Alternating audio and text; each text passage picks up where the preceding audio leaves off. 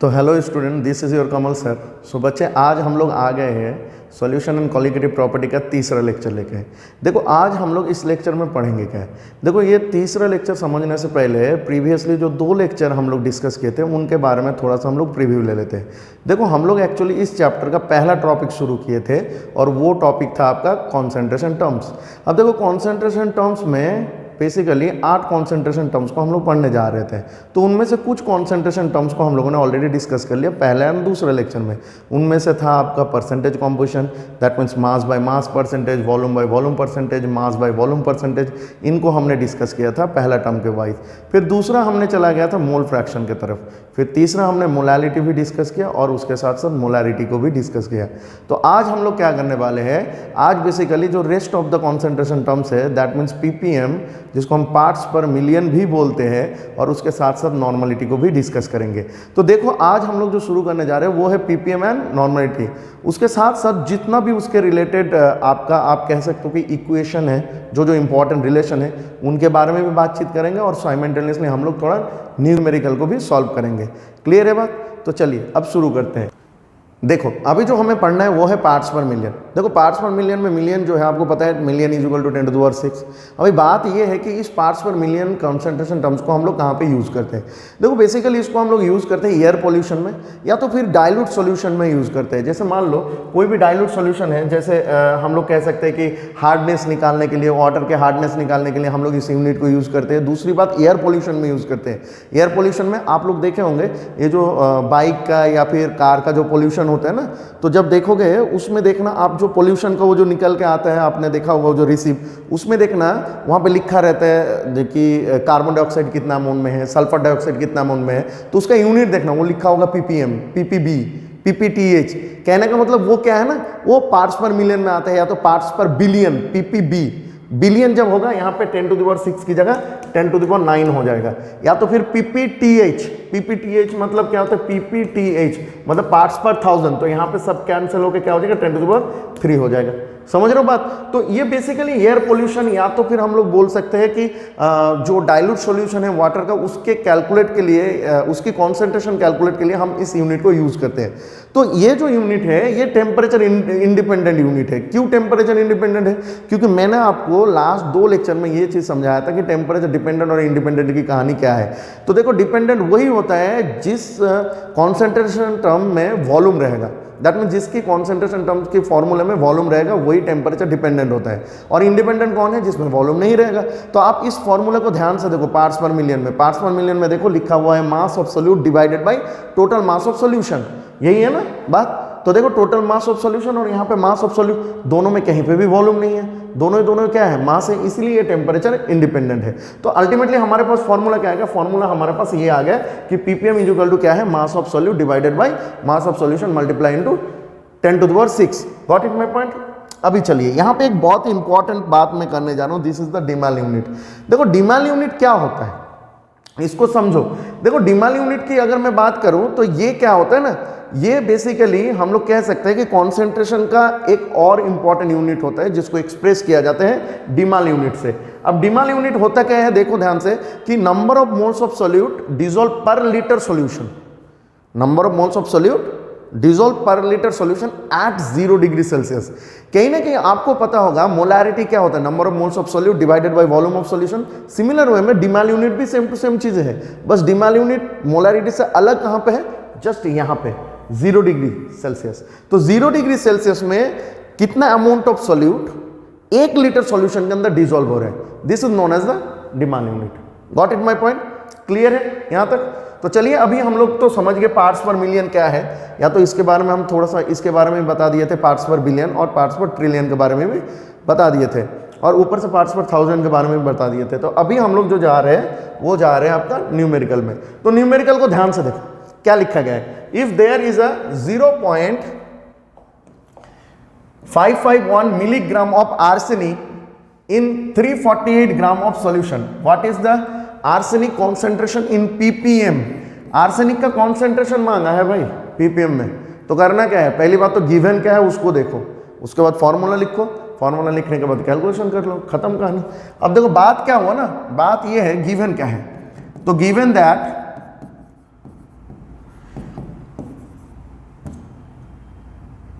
Mass of arsenic दिया गया है 0.551 mg मिलीग्राम में, एंड मास ऑफ सॉल्यूशन क्या दिया गया बच्चे, मास ऑफ सॉल्यूशन कहीं ना कहीं दिया गया आपका 348 ग्राम।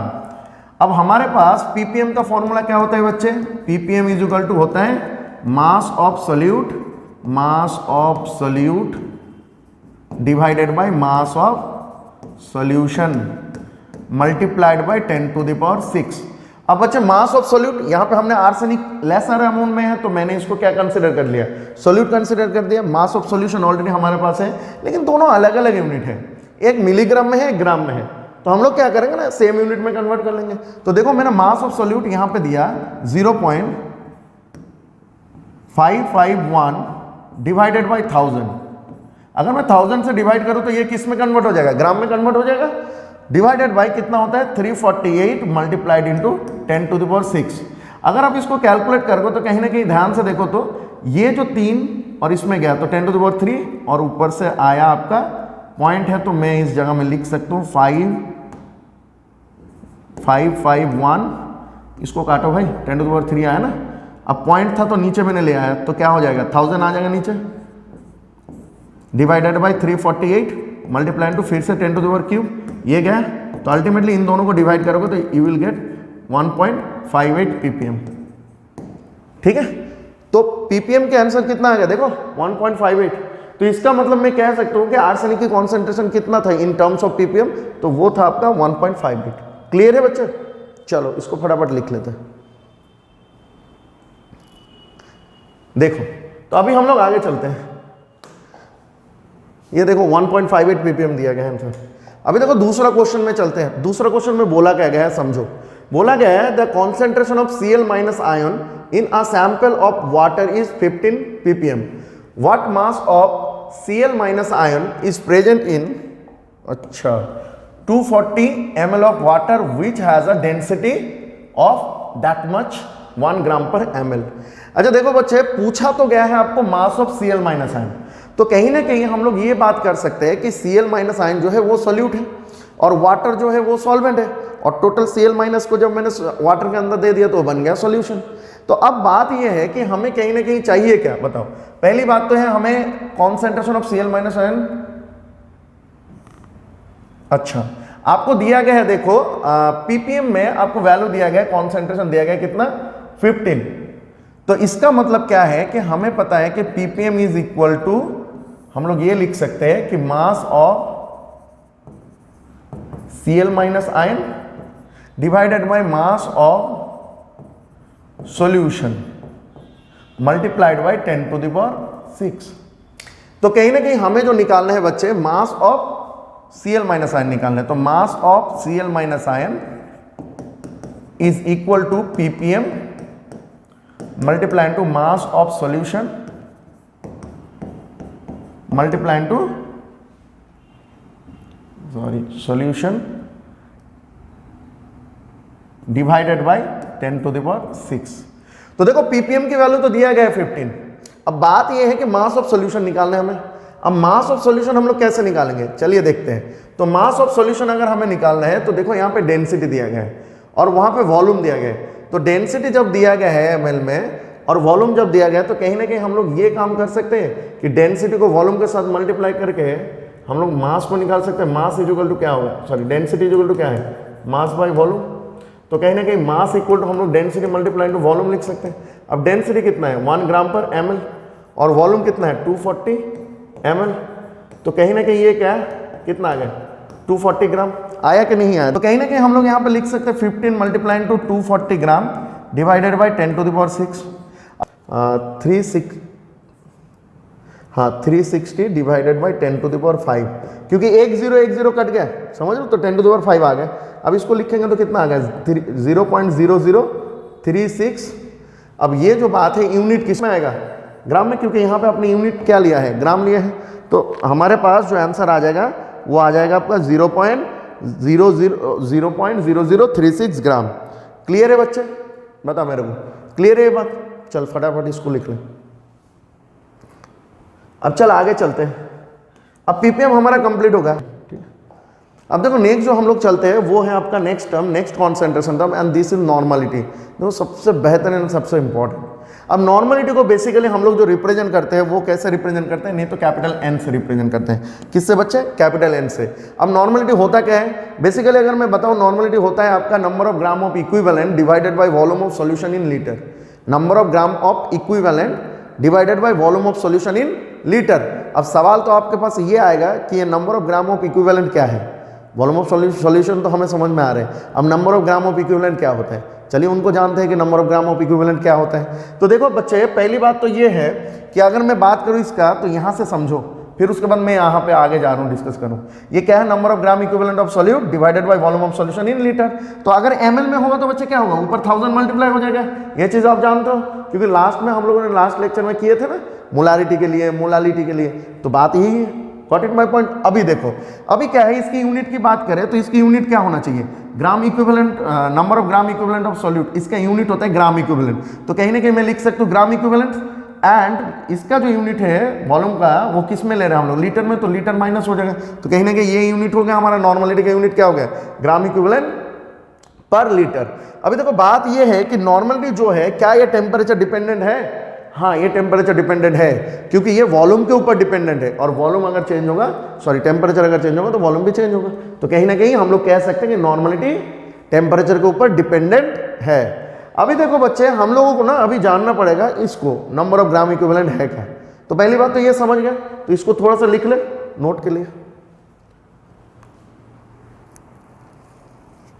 चल, तो अभी हम लोग जो जान रहे हैं ना वो ये है आपका कि नंबर ऑफ ग्राम इक्विवेलेंट क्या है। समझो इसको, क्योंकि यहां पे मैं आपको सबसे बेस्ट कॉन्सेप्ट बताने जा रहा हूं, ये बहुत काम का है, ये जो इक्विवेलेंट है ना बहुत ही काम का है। तो चलिए जानते हैं। तो अभी देखिए बच्चे, ये नंबर ऑफ ग्राम इक्विवेलेंट क्या है। तो देखो नंबर ऑफ ग्राम इक्विवेलेंट की अगर मैं बात करूं, नंबर ऑफ ग्राम इक्विवेलेंट,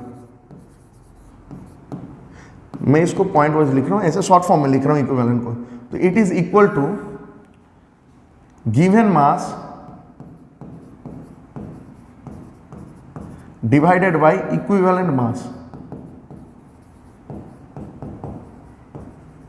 अब फिर से आपके दिमाग में ये सवाल आ सकते हैं, ये इक्विवेलेंट मास क्या है? तो चलिए जानते हैं इक्विवेलेंट मास क्या है। दूसरा जो है इक्विवेलेंट मास, देखो इक्विवेलेंट मास इक्वल टू होता है आपका molar mass divided bye valency factor. अब फिर से आपके दिमाग में ये सवाल आ सकता है कि वैलेंसी फैक्टर है क्या। चलिए इनको फिर जानते हैं। ये होगा वैलेंसी फैक्टर। देखो वैलेंसी फैक्टर को n से रिप्रेजेंट किया जाता है, जैसे n मोल को रिप्रेजेंट किया जाता है n से, सिमिलर वे में वैलेंसी फैक्टर को n से रिप्रेजेंट किया जाता है। अब बात ये है बच्चे कि वैलेंसी फैक्टर जो होता है ना, अलग अलग, जैसे मान लो एसिड के लिए, बेस के लिए एंड सॉल्ट के लिए अलग अलग तरीके से निकाला जाता है। तो हम लोग बेसिकली वैलेंसी फैक्टर जो है एसिड के लिए निकालेंगे, बेस के लिए निकालेंगे एंड सॉल्ट के लिए निकालेंगे। अगर मुझे वैलेंसी फैक्टर पता चल गया तो कहीं ना कहीं मैं मोलर मास तो मुझे पता ही चल जाएगा, तो कहीं ना कहीं मैं इसको डिवाइड कर दूंगा तो मुझे क्या मिल जाएगा? Equivalent mass. अगर मुझे इक्विवेलेंट मास पता चल गया तो गिवन मास कहीं ना कहीं क्वेश्चन में दिया रहेगा। अगर मैं इन दोनों को डिवाइड करूं तो मुझे क्या मिल जाएगा? Number of gram equivalent. अगर मुझे नंबर ऑफ ग्राम इक्विवेलेंट मिल गया, मैं यहाँ पे बिठा दिया और volume of solution in litre given रहेगा कहीं ना कहीं, तो मैं अगर इसको कैलकुलेट करूंगा तो मुझे क्या मिल जाएगा? मुझे नॉर्मलिटी मिल जाएगा। थोड़ा प्रोसीड्यूर लंबा लग रहा है बट हम यूज ही नहीं करेंगे, बट इसके अंदर जो कहानी है वो समझना बहुत जरूरी है। हम इसका एक शॉर्टकट मेथड यूज करेंगे आगे, ठीक है।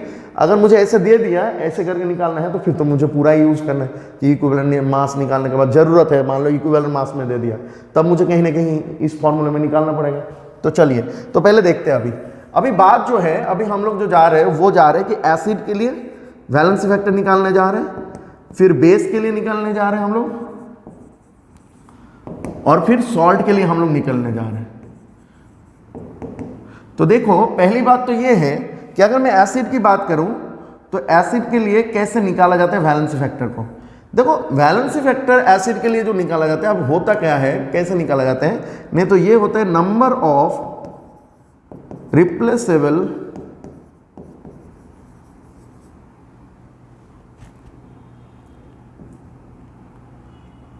H+ ion.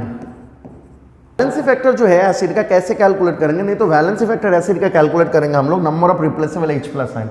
इसका मतलब क्या है कि कोई एसिड कितना H प्लस आयन को रिप्लेस कर रहे हैं, कितना H प्लस आयन को रिप्लेस कर रहे हैं, उतना ही उसकी क्या है वैलेंसी फैक्टर है।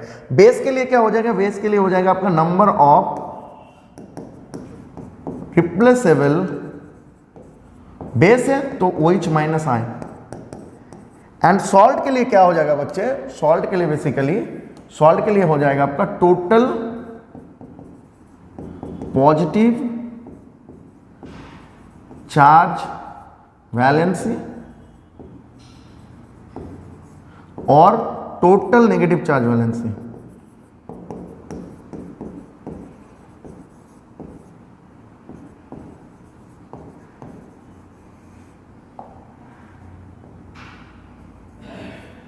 ये है। तो अब देखो बच्चे, बात ये है कि एसिड के लिए number of replaceable H plus ion, अब देखना है हमें कि कितना H प्लस आयन है। तो कुछ एग्जाम्पल ले लेते हैं, समझ जाएंगे हम लोग। तो अभी देखो, मान लो मैं एग्जाम्पल ले रहा हूँ HCl। तो अगर मैं HCl लूंगा तो HCl में कितना H प्लस वो रिप्लेस कर सकते हैं, एक ही। तो कहने का मतलब क्या हो गया, इसकी वैलेंसी फैक्टर जो है this is n equal to 1। अगर मान लो मैं एग्जाम्पल ले रहा हूँ H2SO4 को, नॉर्मली ले रहा हूँ इसको, तो अगर H2SO4 को लेंगे तो इसकी वैलेंस वेक्टर 2 हो जाएगा, क्योंकि यहाँ पे रिप्लेसेबल H प्लस आयन कितना है, 2 है। अगर मैं एग्जांपल ले लिया, मान लो H3PO4, अगर मैं H3PO4 ले लेंगे तो इसके अंदर क्या हो सकता है, रिप्लेसेबल H प्लस आयन 3 होता है। अगर मान ले बच्चे, मैंने एग्जाम्पल ले लिया CH3COOH, दूसरा एग्जाम्पल ले लिया हमने, कुछ ये नीचे तक जा रहे, देखना थोड़ा सा, H3PO3, लास्ट वाला थोड़ा ज़्यादा इंपॉर्टेंट है, मैं बता रहा हूँ क्या ही। तो देखो यहाँ पे कहानी क्या आ गया, CH3COH। अब यहाँ पे रिप्लेसेबल H प्लस आयन क्या है, आप सोच सकते हो 4, नहीं 4 नहीं होगा, इसकी वैलेंसी वेक्टर होता है ओनली 1। सवाल है कैसे, देखो स्ट्रक्चर इसकी, थोड़ा सा स्ट्रक्चर पे जाना पड़ेगा फिर। CH3C11OH। अब देखो बात क्या होता है ना, यहाँ से कौन सा H प्लस आयन है जो इजीली क्या हो जाएगा, रिप्लेस हो जाएगा, जो इजीली ब्रेक करके बाहर निकल जाएगा। अब जो बॉन्ड वीक होगा उसी से इजीली निकल जाएगा। अब देखो ध्यान से, आप अगर यहाँ पे कार्बन और हाइड्रोजन की बात देख रहे हो तो दोनों की इलेक्ट्रोनेगेटिविटी का डिफरेंस बहुत ही कम है। कार्बन की जो इलेक्ट्रोनेगेटिविटी होता है वो 2.3 होता है, हाइड्रोजन का 2.1 होता है। तो कहीं ना कहीं इन दोनों के बीच में डिफरेंस बहुत कम है। तो अगर इलेक्ट्रोनेगेटिविटी डिफरेंस कम है तो कोई किसी के इलेक्ट्रॉन को अपनी तरफ ज्यादा खींचेगा नहीं। दैट मीन्स ना कार्बन हाइड्रोजन के इलेक्ट्रॉन को अपनी तरफ खींचेगा, ना हाइड्रोजन कार्बन के इलेक्ट्रॉन को अपनी तरफ खींचेगा। तो इसीलिए क्या होता है, वो बॉन्ड कहीं ना कहीं वीक नहीं हो पाता है। तो इसीलिए कार्बन हाइड्रोजन को छोड़ता भी नहीं है। अब दूसरी बात, अगर मैं आऊं इस ऑक्सीजन और हाइड्रोजन के केस में, क्योंकि दूसरा हाइड्रोजन मुझे यहां दिख रहा है, तो देखो ऑक्सीजन का होता है 3.5 और इसका होता है कुछ 2.1। तो अब इन दोनों की कहानी समझो, 3.5 और 2.1, तो कहीं ना कहीं इलेक्ट्रोनेगेटिविटी डिफरेंस क्या है, बहुत ज्यादा है।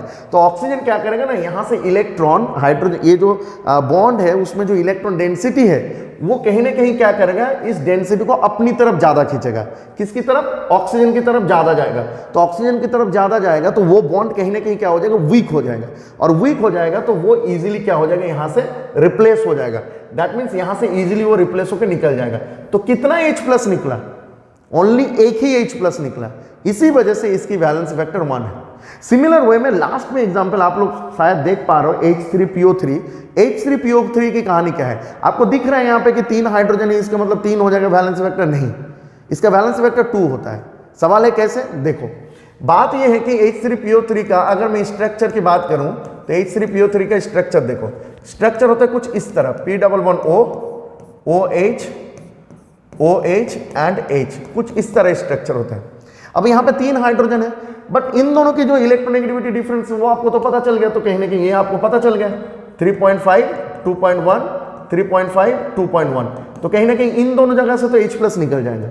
नाउ इसकी बात करते हैं, ये जो pH की कहानी क्या है। देखो फॉस्फोरस की इलेक्ट्रोनेगेटिविटी होते हैं 2.1, इसका भी 2.1। अब दोनों इक्वल होता है, तो ना फॉस्फोरस जो इलेक्ट्रॉन डेंसिटी है यहाँ पे दोनों का, ना फॉस्फोरस वो अपनी तरफ खींच पा रहे हैं, ना हाइड्रोजन खींच पा रहे हैं। तो दोनों में कोई भी एक दूसरे से, ये जो इलेक्ट्रॉन डेंसिटी है कोई एक दूसरे की तरफ खींच नहीं रहा है। तो अगर इलेक्ट्रॉन को वो खींचेगा नहीं तो ये बॉन्ड कहीं ना कहीं वीक नहीं होगा। तो ये बॉन्ड कहीं ना कहीं वीक नहीं होगा तो कहीं ना कहीं ये रिप्लेस भी नहीं होगा।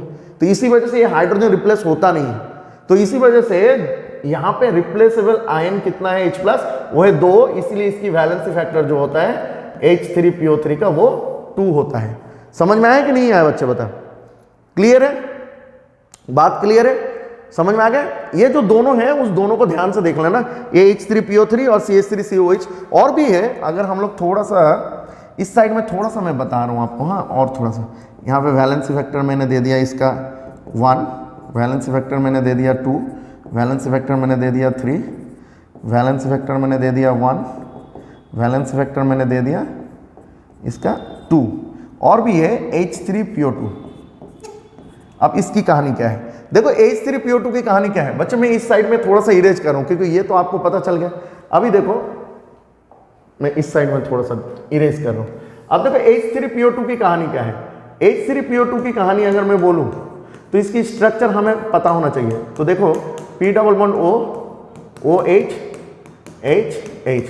अब इसकी लॉजिक तो आपको पता है, इसके पीछे का रीजन आपको पता है कि फॉस्फोरस और हाइड्रोजन की कहानी क्या है, दोनों की इलेक्ट्रोनेगेटिविटी डिफरेंस कहीं ना कहीं है ही नहीं, जीरो के बराबर है।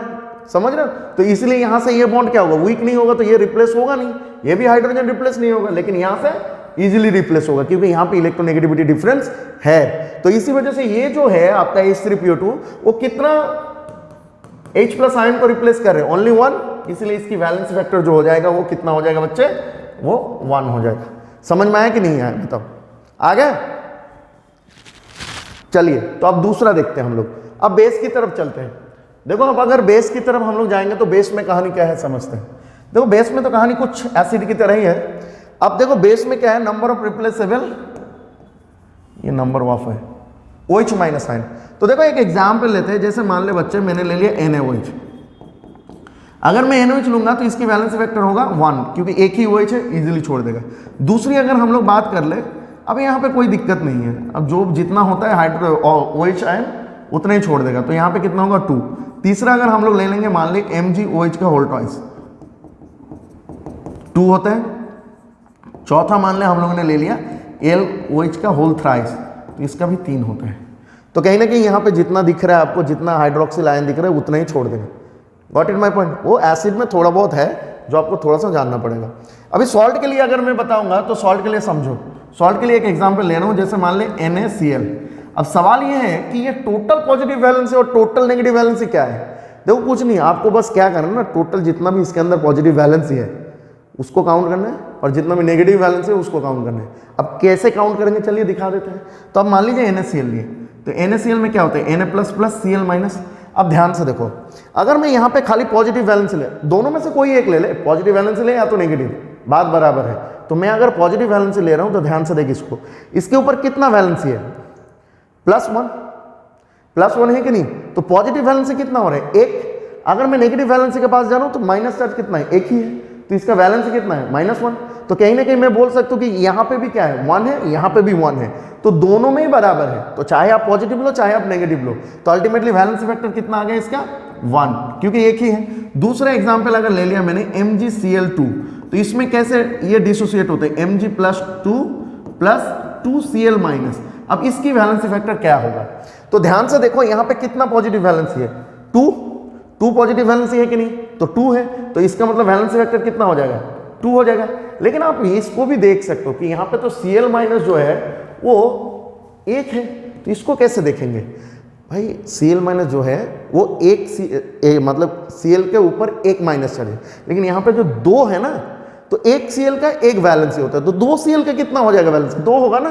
तो चाहे आप, मैंने क्या बोला, पॉजिटिव लो या नेगेटिव लो, बात बराबर हमेशा आएगा, इक्वल आएगा ही आएगा। तो इसीलिए क्या हो गया, वैलेंसी फैक्टर इसका 2 हो गया। अभी देखो लास्ट एग्जांपल ले रहा हूं मैं, Al2SO4 का होल थ्राइस। अब इसको तोड़ना बहुत आसान है, हम लोग कैसे तोड़ेंगे, 2Al+3+3SO4 2-। अब इसकी कहानी क्या है भाई, कितना होगा, तो देखो एक एल्यूमिनियम का +3 वैलेंसी है, तो 2 एल्यूमिनियम का कितना हो जाएगा, 6 हो जाएगा कि नहीं। अगर मान लो यहाँ पे आप सल्फेट ले रहे हो, तो एक सल्फेट का 2 है, तो 3 का कितना हो जाएगा, 6, तो कहीं ना कहीं बराबर है, तो वैलेंसी फैक्टर जो है उसका कितना हो जाएगा, 6 आ जाएगा। Got it my point. तो हमें ये पता चल गया कि अगर मुझे वैलेंसी फैक्टर निकालना है एसिड का तो कैसे निकालेंगे, अगर मुझे वैलेंसी फैक्टर बेस का निकालना है तो कैसे निकालेंगे, अगर मैं वैलेंसी फैक्टर सॉल्ट का निकालना है तो कैसे निकालेंगे, ये आप लोगों को पता चल गया। देखो ये बहुत ही इंपॉर्टेंट पार्ट है, क्योंकि अगर आप वैलेंसी फैक्टर जानोगे तो आप इक्विवेलेंट मास इजीली निकाल लोगे, और अगर आप इक्विवेलेंट मास निकाल सकते हो तो नंबर ऑफ ग्राम इक्विवेलेंट निकाल सकते हो, और नंबर ऑफ ग्राम इक्विवेलेंट निकाल सकते हो तो फिर नॉर्मलिटी भी निकालना आसान है। गॉट इट माय पॉइंट, समझ में आया? चलिए फटाफट इसको लिख लीजिए तो फिर हम लोग आगे जाएंगे।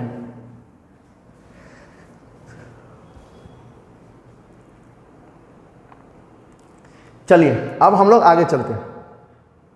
देखो आगे की कहानी क्या है। देखो आगे जो है नॉर्मलिटी की, मान लो ये सब एक एप्लीकेशन है।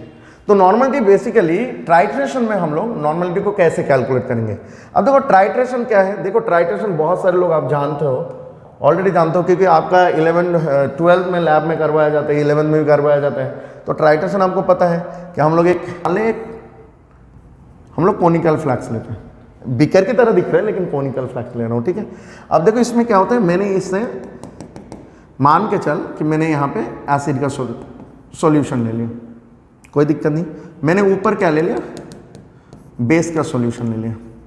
अब होता क्या है ना, इसमें हम लोग एक इंडिकेटर को ऐड करते हैं। वो इंडिकेटर मिथाइल ऑरेंज, फेनोल्फथैलीन हो सकता है, बहुत सारे इंडिकेटर होते हैं, ठीक है।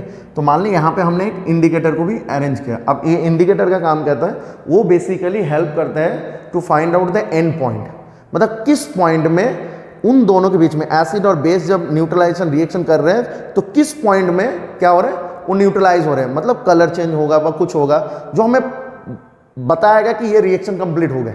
समझ रहे हो, न्यूट्रलाइज होगा, दोनों मिलकर रिएक्शन करके न्यूट्रलाइज हो गए। तो वही कहानी समझाने के लिए हमें कौन हेल्प करेगा, इंडिकेटर हेल्प करेगा। तो इंडिकेटर बेसिकली मदद करता है कि कैसे हम लोग पता करेंगे कि ये इन दोनों का रिएक्शन कंप्लीट हो गया। तो बात क्या है ना बच्चे, मान ले इसका एक वॉल्यूम है बेस का, मैंने उसकी वॉल्यूम को ले लिया। सपोज मान के चल कि मैंने उसकी वॉल्यूम को ले लिया V2। इसकी एक नॉर्मलिटी होगा, कॉन्सेंट्रेशन है तो नॉर्मलिटी है, मैंने उसको मान लिया N2। एसिड का मैंने मान के चल, सपोज मैं बता रहा हूँ ये N1, इसका मैंने मान लिया V2, वॉल्यूम मैंने मान लिया V2। अब बात क्या है ना, नंबर ऑफ ग्राम इक्विवेलेंट मैंने बोल दिया कि यहाँ पे नंबर ऑफ ग्राम इक्विवेलेंट जो है वो कांस्टेंट है। तो अल्टीमेटली मुझे बता, नॉर्मलिटी का फॉर्मूला तेरे को पता है, normality is equal to gram equivalent, मैं शॉर्ट फॉर्म में लिख रहा हूँ, डिवाइडेड बाय वॉल्यूम। तो कहीं ना कहीं मैं लिख सकता हूँ gram equivalent is equal to normality multiplied to volume, लिख सकते हो नहीं। अब अगर कहीं ना कहीं ग्राम इक्विवेलेंट कांस्टेंट है तो क्या मैं लिख सकता हूँ कि एसिड जो है इसका मान ले मैंने लिख दिया N1V1 और बेस के लिए मैंने क्या लिख दिया N2V2। अब दोनों इक्वल है क्योंकि नंबर ऑफ ग्राम इक्विवेलेंट क्या है, इसमें भी जो है कांस्टेंट है, उसमें भी कांस्टेंट है। तो कहीं मैं इन दोनों को इक्वल कर सकता हूँ, तो मैंने ये दोनों को इक्वल कर दिया। तो अब बात क्या है ना बच्चे, यहाँ पे आपको तीन चीजें बताया जाएगा कि मान लो बता दिया गया कि एसिड की नॉर्मलिटी इतना है, एसिड की वॉल्यूम इतना है, बेस की नॉर्मलिटी इतना है, तो बेस की वॉल्यूम निकालो। तीन कोई ना कोई इंफॉर्मेशन दे दिया जाएगा, आपको बस चौथा वाले को कैलकुलेट करना है। यही से हम लोग क्या करते हैं, बेसिकली नॉर्मलिटी कैलकुलेट करते हैं ट्राइट्रेशन। तो कोई भी कैलकुलेट कर सकते हो, नॉर्मलिटी बेसिकली बोल रहा हूँ तो मैं नॉर्मलिटी कैलकुलेट करना है। क्लियर है बात? तो बस कहानी इतनी सी है, समझ में आ गया। अभी देखो नॉर्मलिटी ऑफ मिक्सिंग क्या होता है। देखो नॉर्मलिटी ऑफ मिक्सिंग अगर समझना है तो हम लोगों ने लास्ट लेक्चर में मोलारिटी ऑफ मिक्सिंग पढ़ाया था, उसमें मैंने इस चीज को समझाया था आपको। तो सेम टू सेम बातें हैं यहाँ पे। मान के चलो कि मैंने एक बीकर लिया, ऐसे 3 बीकर ले लिया मान ले।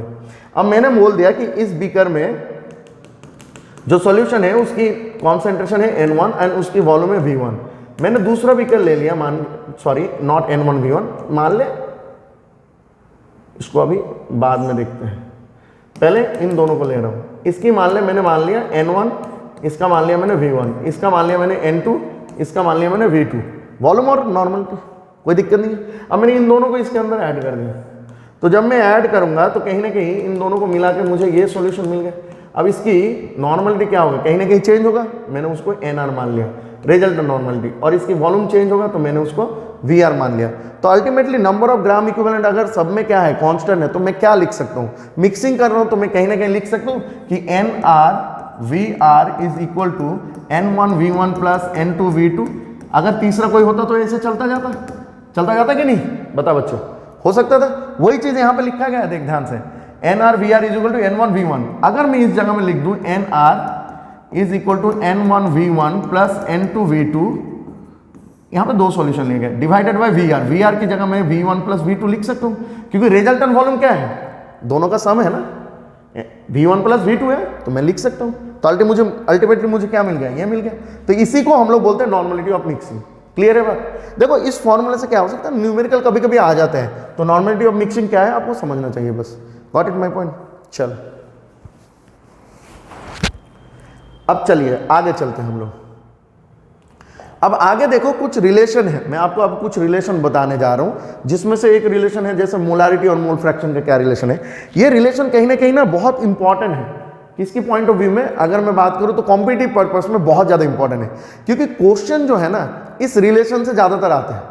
तो कहीं ना कहीं ये जो मैं जो भी अभी 3-4 रिलेशन बताऊंगा वो रिलेशन अच्छे से पढ़ लेना बच्चे, ठीक है। वो रिलेशन याद रखना, खाली वो फॉर्मूला, वो उतना में तेरा काम चल जाएगा। तो बच्चों कहीं ना कहीं अभी हम लोग जो जा रहे हैं वो रिलेशन प्रूव करने जा रहे हैं, किसका, एक रिलेशन बोलने जा रहे हैं, this is molality and mole fraction. तो मोलालिटी और मोल फ्रैक्शन के बीच की रिलेशन बता रहा हूं मैं।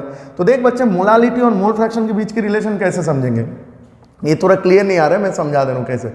सपोज मान ले एक बीकर ले ले, इसमें एक हमारे पास मिक्सचर है, मैंने मान लिया ए है एंड बी है। मैं ए के मान के चल रहा हूं, ए को मान के चल रहा हूं मैं सॉल्वेंट, और बी को मैंने मान के चला सोल्यूट। मैं मान के चल रहा हूं, ऐसा कुछ नहीं है, मान के चल रहा हूं।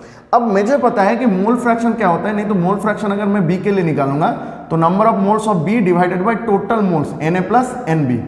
अगर मान ले मैं मोल फ्रैक्शन ए के लिए निकालूंगा तो मैं लिख सकता हूं number of moles of A divided by number of moles of A plus B. कर सकते हो या नहीं, टोटल मोल्स। अब देख बच्चे, बात क्या है ना, मैंने इन दोनों को डिवाइड कर लिया, मुझे मोलारिटी के साथ रिलेशन निकालना है, सॉरी मोलालिटी के साथ। तो मोलालिटी के साथ रिलेशन निकालना है, तो अब देखो कैसे निकालेंगे। अब इन दोनों को डिवाइड करेंगे तो कहीं ना कहीं मैं लिख सकता हूं टोटल मोल्स मल्टीप्लाइड बाय, इस साइड में मैं लिख सकता हूं Na plus Nb divided by Na। तो कहीं ना कहीं क्या, तो अल्टीमेटली बचा क्या, Nb बाय Na कह सकता हूं। अब देख नंबर ऑफ मोल्स क्या होता है, नंबर ऑफ मोल्स मतलब गिवन मास बाय मोलर मास। तो कहीं ना कहीं मैंने गिवन मास को W मान लिया, सपोज मान ले W ये हो गया तेरा mass of solvent, mass of solvent, और WB जो मैंने कंसीडर कर लिया this is mass of solute, suppose, ठीक है। तो अभी मैं यहां पे लिख सकता हूं WB by MB multiplied by WA multiplied to MA। कर सकते हो या नहीं। अब मैंने क्या किया, मुझे कहीं ना कहीं किसके साथ रिलेशन चाहिए, मुझे कहीं ना कहीं जो रिलेशन चाहिए वो मोलालिटी के साथ। तो मैं यहां पे देख क्या कर रहा हूं, mole fraction, this one mole fraction of A multiplied by 1000, मैंने 1000 मल्टीप्लाई किया। क्यों, बिकॉज मोलालिटी क्या होता है, मोलालिटी होता है number of moles of solute divided by weight of solvent in KG. मैं यहां पे 1000 इसलिए मल्टीप्लाई कर रहा हूं क्योंकि हम लोग जो फॉर्मूला प्रूव करने जा रहे हैं वो ग्राम में।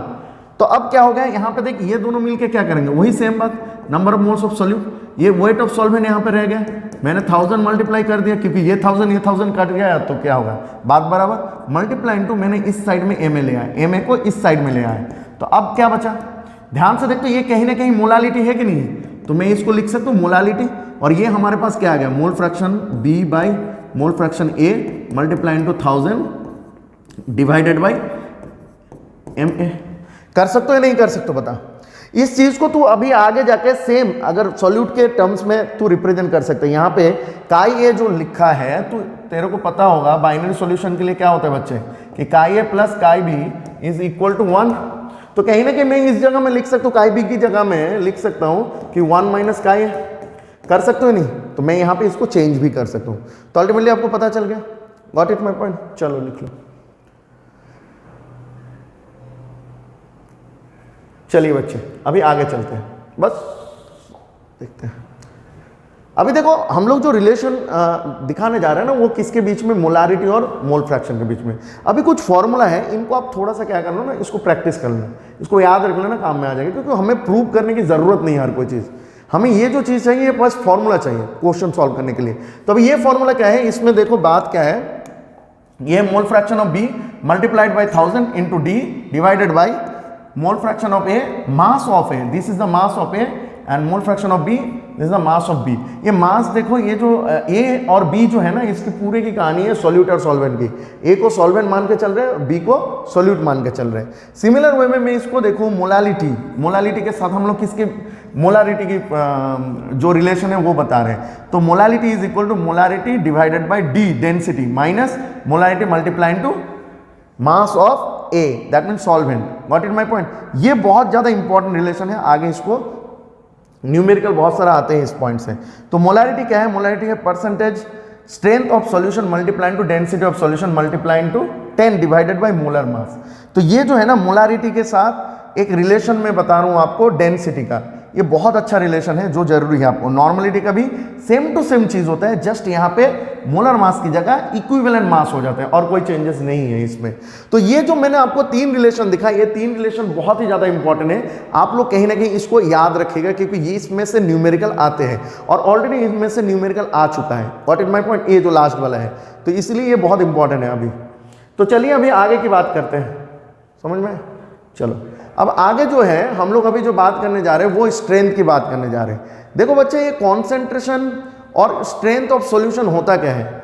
देखो इसकी अगर मैं बात करूं तो ये कहीं ना कहीं कॉन्सेंट्रेशन का आपको पता है ना, number of moles of solute divided by volume of solution in litre, same to same कहीं ना कहीं वही चीज है। स्ट्रेंथ की अगर मैं बात करूं तो स्ट्रेंथ होता है mass of solute in gram divided by, या फिर मैं बोल सकता हूं पर लीटर सॉल्यूशन, समझ रहे हो। तो वही चीज देखो, मास of solute in gram divided by volume of solution in litre.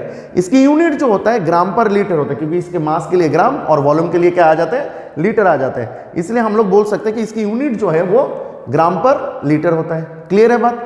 अब देखो स्ट्रेंथ क्या है। मैं अगर बात करूं स्ट्रेंथ की, तो देखो स्ट्रेंथ के साथ यहाँ पे 2 रिलेशन मैंने लिख के दिया, ध्यान से देखो।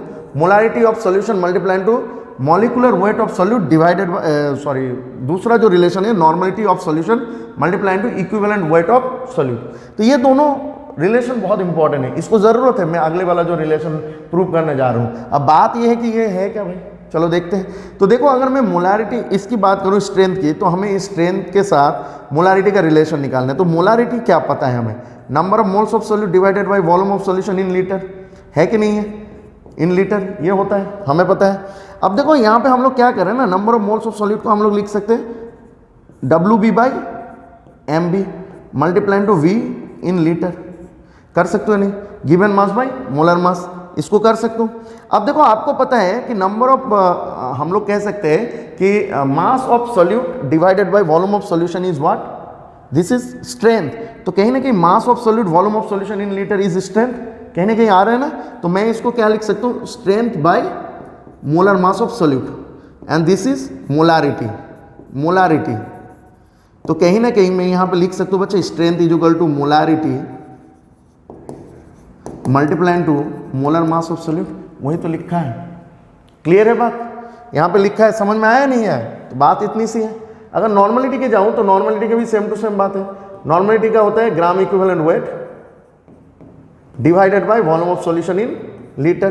तो कहीं ना कहीं ग्राम इक्विवेलेंट वेट को हम लोग क्या लिख सकते हैं बच्चे, ग्राम इक्विवेलेंट वेट को लिख सकते हैं हम given mass divided by equivalent मास। मैंने आपको लास्ट में दिखाया वो, तो गिवन मास बाय इक्विवेलेंट मास, और यहाँ पे क्या है वॉल्यूम लीटर में। अब मास बाय वॉल्यूम क्या होता है, स्ट्रेंथ होता है। तो कहीं ना कहीं मैं लिख सकता हूँ स्ट्रेंथ बाय ई लिख दिया मैंने, मान ले ई का मतलब होता है इक्विवेलेंट मास। तो कहीं ना कहीं हम लोग यहाँ से लिख सकते हैं strength is equal to normality multiply to equivalent mass of solute, वही चीज लिखा है देख, normality of solution multiply into equivalent weight of solute. Clear है बात, फटाफट इसको लिख लें।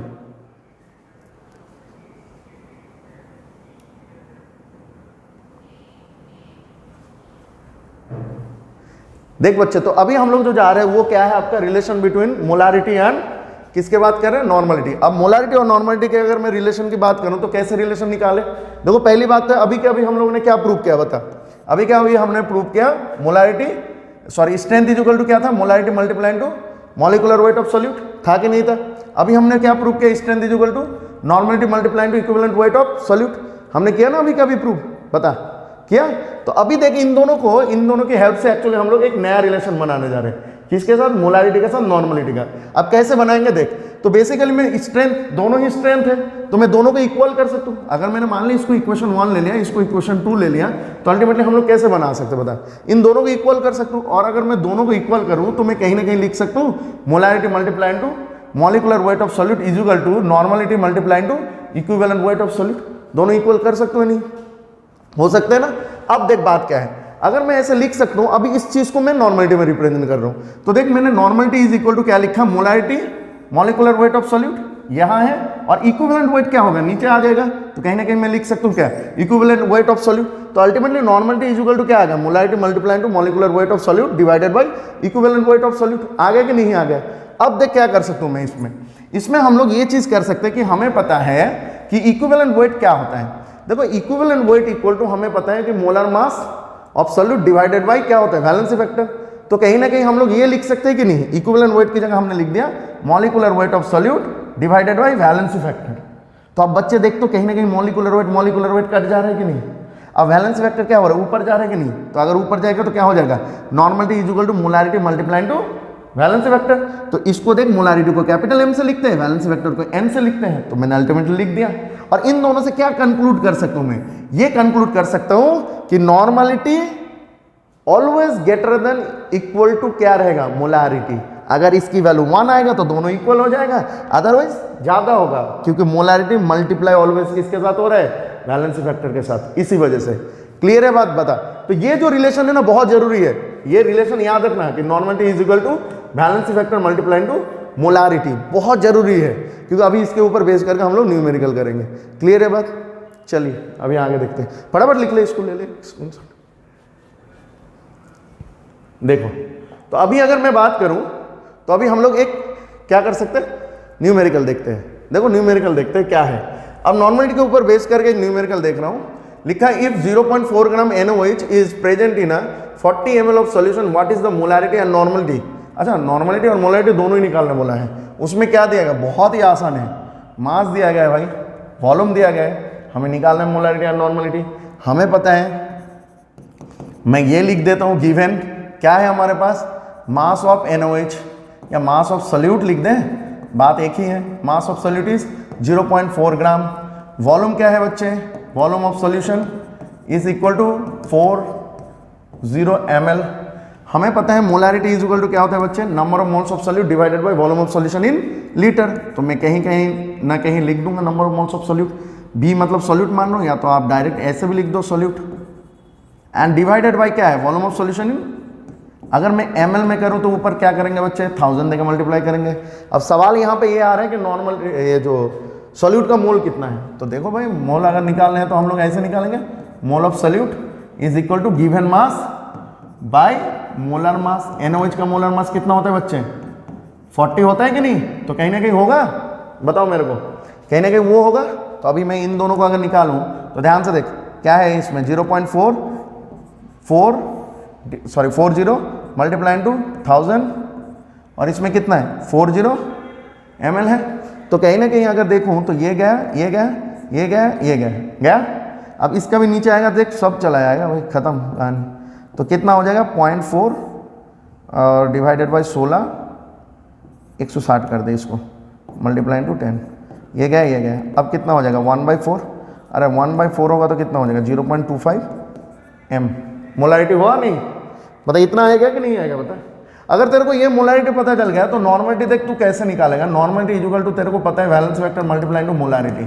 अब वैलेंस वेक्टर NaOH का कितना होता है बच्चे, NaOH है तो NaOH का वैलेंस वेक्टर कितना हो जाएगा 1, क्योंकि बेस है, बेस है तो कितना वही छोड़ सकता है, एक ही वही छोड़ सकते हैं, तो बेस होगा तो बैलेंस वेक्टर कितना हो जाएगा 1। तो मैं कहीं ना कहीं लिख सकता हूँ 1 मल्टीप्लाइड टू मोलारिटी कितना है 0.25। तो 0.25 अगर मल्टीप्लाई कर देंगे तो you will get what 0.25 normal, होगा कि नहीं। तो कहीं ना कहीं मैं ये बोल सकता हूँ कि नॉर्मलिटी कितना आ गया 0.25 आ गया। तो सेम टू सेम, बहुत ही सिंपल है, ये सब बहुत ही आसान है। क्लियर है। देखो ये जो है नॉर्मलिटी ऑफ, ये सवाल बहुत इंपॉर्टेंट है, इस टाइप का सवाल आ चुका है बहुत बार। तो देखो इस सवाल को कैसे सॉल्व करेंगे, इस सवाल को सॉल्व करने का तरीका देखो। नॉर्मलिटी क्या दिया गया है, हमें कहीं ना कहीं मोलारिटी दिया गया है।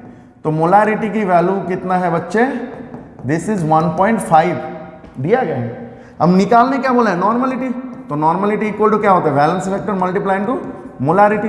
अब वैलेंस वेक्टर कितना है H3PO4, H3PO4 का वैलेंस वेक्टर कितना है बच्चे, इट इज 3 है कि नहीं है। तो मैं कहीं ना कहीं लिख सकता हूँ 3 मल्टीप्लाइड टू मोलारिटी की वैल्यू कितना है 1.5, तो कितना आ जाएगा 4.5। तो नॉर्मलिटी जो है हमारा 4.5 नॉर्मल आ जाएगा।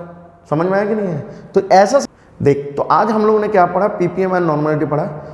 ये बहुत ही इंपॉर्टेंट एक टॉपिक है जो मैंने कवर किया in a point of view of board as well as your competitive exam.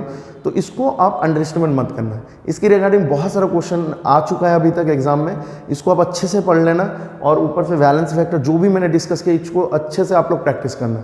तो प्रैक्टिस बहुत जरूरी है इसके लिए, ये टॉपिक बहुत ही इंपॉर्टेंट है, ठीक है। तो आई होप सब लोगों को समझ में आया होगा। तो चलिए आज इस टॉपिक को यहीं पे ख़त्म करते हैं और नेक्स्ट क्लास में हम लोग 2 लॉ जो है Henry's law and Raoult's law, उनके बारे में बात करेंगे। Got it my point. चलिए, thank you all of you, bye bye.